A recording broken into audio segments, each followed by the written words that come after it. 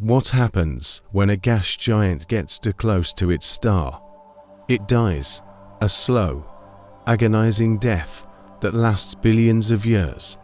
The star, like a cosmic predator, strips away its atmosphere, layer by layer, until nothing remains but a scorched, burning core. These are Chthonian planets, the skeletal remains of once mighty giants. And they are everywhere. Imagine planets like our own Jupiter or Saturn.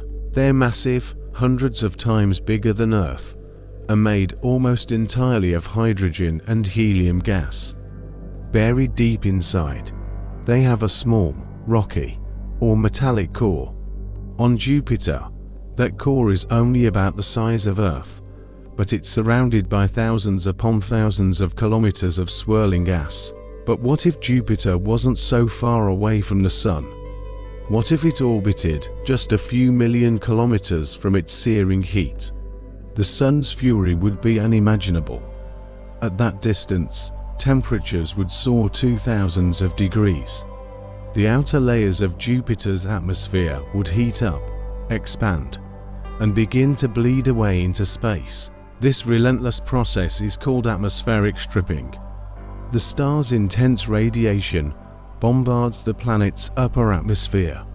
The gas molecules absorb so much energy that they break free from the planet's gravity and just drift away. At first, the loss is tiny, just a few kilograms per second. But over millions and billions of years, it adds up. Millions of tons of gas, then billions, all lost to the void. Eventually, the entire vast atmosphere is gone. All that's left behind is the core. A Chthonian planet. The name itself is chilling. It comes from Greek mythology, where chthonic means of the underworld, a perfect, haunting name for a planet stripped bare, leaving only its hellish core exposed to the cosmos. And we've found them. Astronomers have identified several candidates for these planetary ghosts. One of the best examples is a world called corot 7b. It's what we call a super-Earth, about 5 times the mass of our own planet, orbiting a sun-like star nearly 500 light-years away.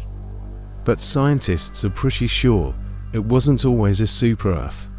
Models suggest it was once a gas giant, maybe like a hot version of Saturn or Neptune. Its problem: it orbits terrifyingly close to its star. A year on corot 7b lasts only 20 hours. The surface temperature on the side facing the star reaches a mind-boggling 2000 degrees Celsius. That's hot enough to vaporize rock. Over billions of years, its star blasted away all of its gas. Every last bit.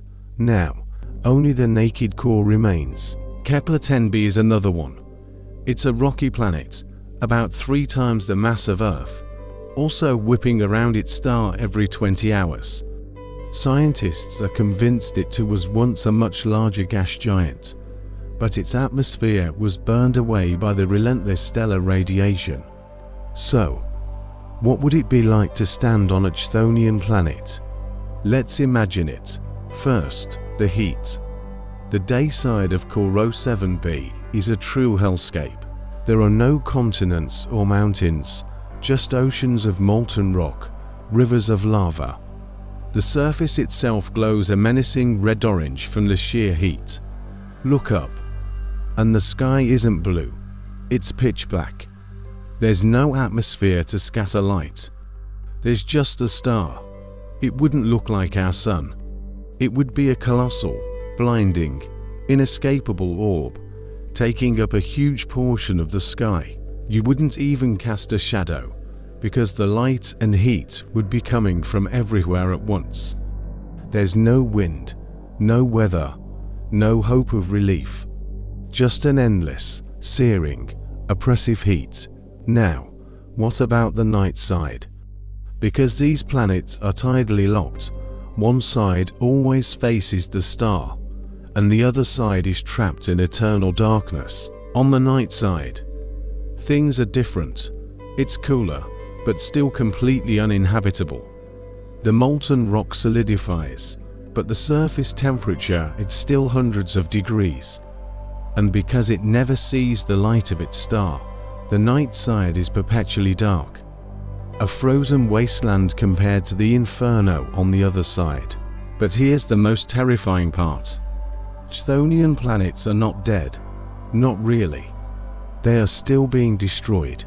The star continues to hammer them with radiation, heating the surface and vaporizing the rock itself. This creates a very thin, temporary atmosphere made of silicate vapor, basically evaporated rock, but that vapor doesn't stick around. It's immediately blown away by the stellar wind, streaming off the planet like a ghostly tail. The planet is still losing mass, slowly, but inevitably. In another few billion years, even the rocky core will be gone, evaporated into nothing, leaving only a faint cloud of dust in its orbit.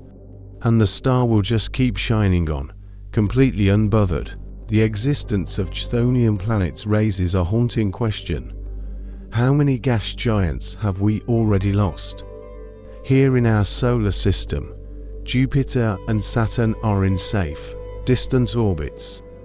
But what if Jupiter had formed closer to the Sun? What if it had migrated inward early in our solar system's history? It would have been destroyed, stripped down to its core, which might then have evaporated completely. We would never even know it existed.